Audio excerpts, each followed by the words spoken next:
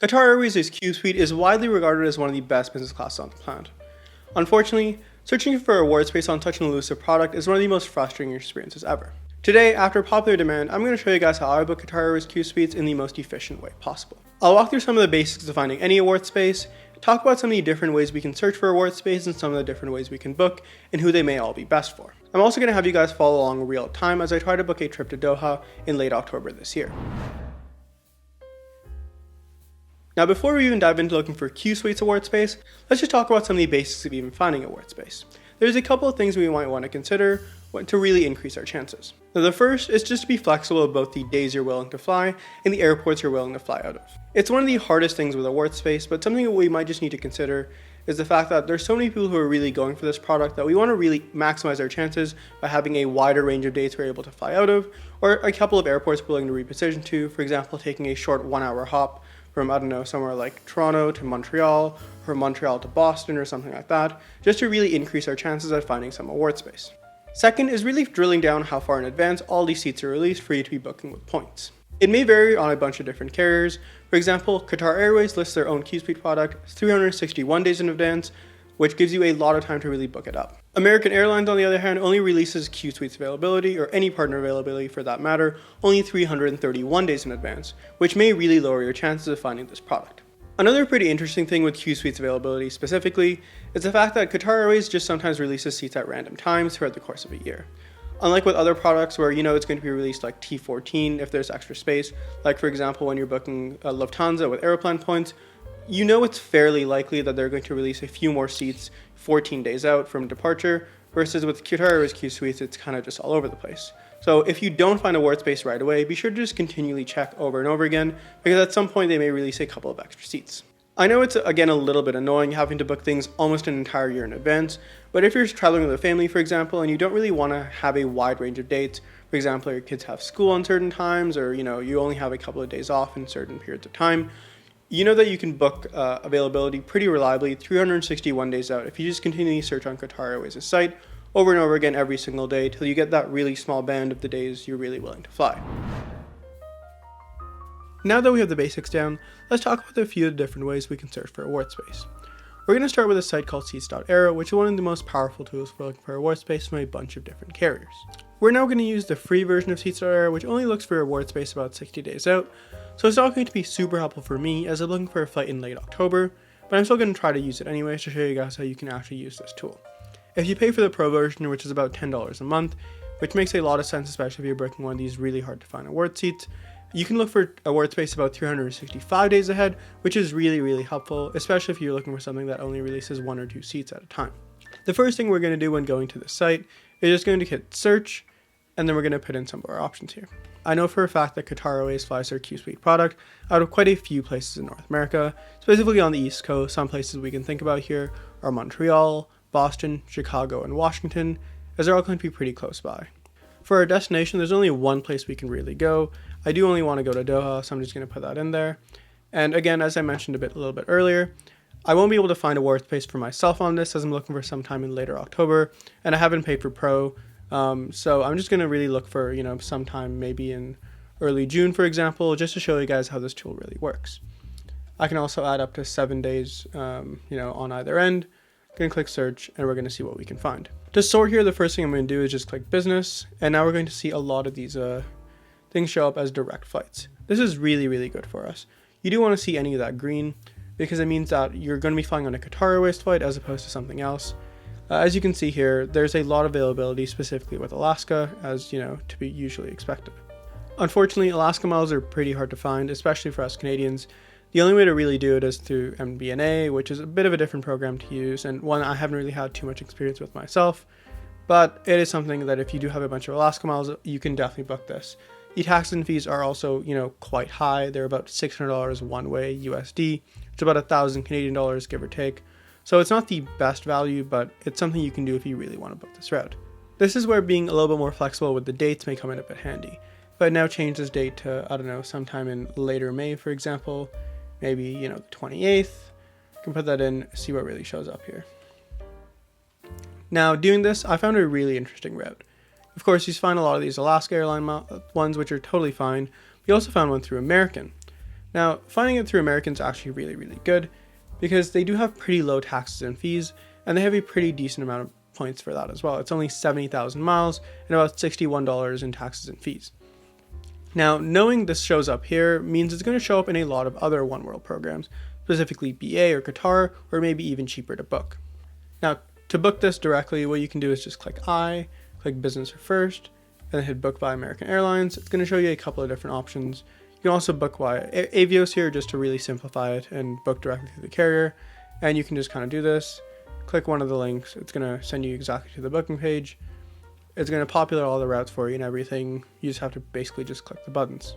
Now you do want to make sure this is actually a Qsuites product, and there's a couple of different ways to do this. One way to do it, in probably the most simple way, is just look on Google Flights and see if it shows up as individual suite. If it's a Qsuite product, it would, otherwise it may not, and it's just going to be their other business class product, which again is a really strong product, but not exactly what we're looking for today. Doing it this way can result in a couple of false positives and false negatives, where Google doesn't really exactly know what it's doing, and sometimes it may classify some things as a Qsuite when it may not be, and sometimes it may classify things as not a Qsuite when it is actually a Qsuite. The best way to do this is to directly confirm through the horse's mouth. In this case, that would just be looking it up through the Qatar Airways website.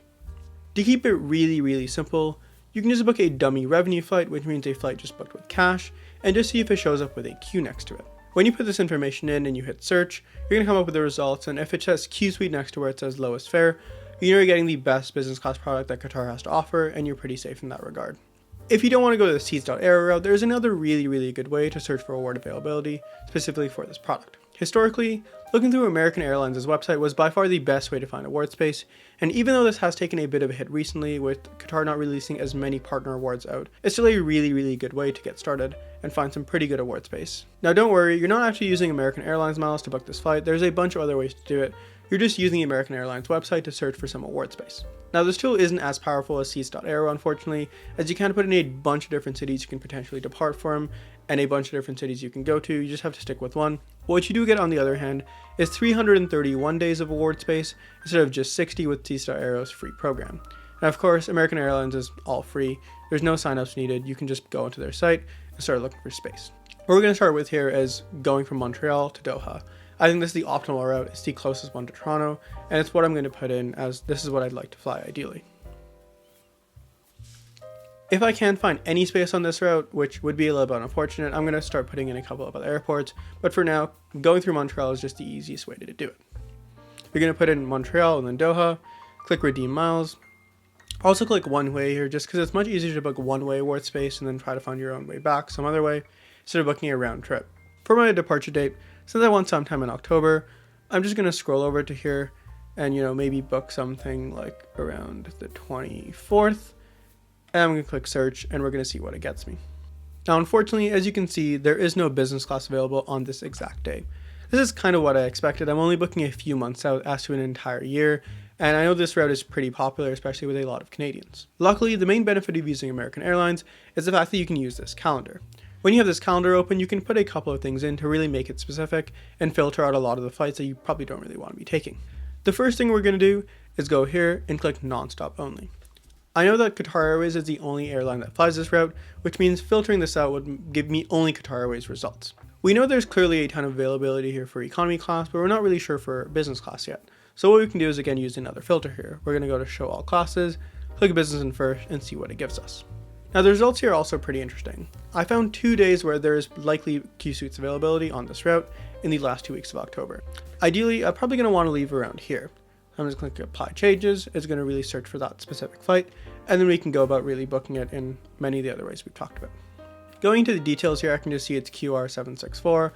I'm going to note down all these things here as I'm going to really need it for later on. Another good bit of information here is making sure it's booking code U, just to make sure that it is partner space availability. While I'm fairly certain that this is a route that they fly Qsuites on, I'm just going to go double check using the same method we talked about previously, by just going to their site and putting in a revenue flight and seeing what shows up on that side. Lo and behold, it is actually a Qsuites flight, which is great for me because it means I get, again, the best product that Qatar Airways has to offer here. Now, of course, I didn't actually look at any of these award space before. I just kind of had a vague idea of what are the days I want to fly, and I think I did get a little bit lucky here, but if you really look through the rest of the months, there is some opportunity to find award space, but there's a couple of months that are just really blacked out. Now that the hard part is out of the way and we found this award space, let's talk about how many different ways we can book it. Luckily, with Qatar Airways being a One World partner, there's a ton of different options we have here. We're really going to talk about three main ones. The first is booking with American Airlines. Now, as we walk through it already on their site, you can just find this and book it as you would book any other award flight. If you're part of that 9.5% of our viewers that are from the US, this is probably the best thing for you to do, as if you have a Build Rewards card or an American Airlines co-branded card, you can get a lot of your American Airlines miles and just use it to book this flight directly, as the tax and fees are really low.